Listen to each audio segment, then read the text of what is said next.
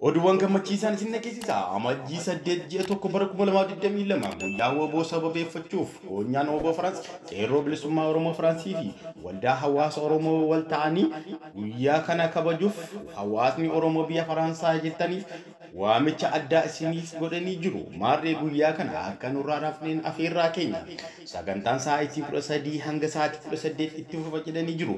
Bakni isaa tokko torba rooduu shaarlu torbaatamii shan duwwaa 11 Paaris wobo waliin haatumsuun isiniin jedha. Jiraattonni Faransaa keessa jirtan kanneen akka Lyon, Reims, Amiens, Rennes, Toulouse fi Bordeaux warreen jirtan maraaf affeeramtanii jirtu. Kanneen akka Paaris fi naannoowwan Paaris jirtan maraaf affeerraan isiniif godhamee jira. Maarri guyyaa kana sababeeffachuun akka waliin hirmaannu isiniin jedhanii jiru. Affeerra gaarii.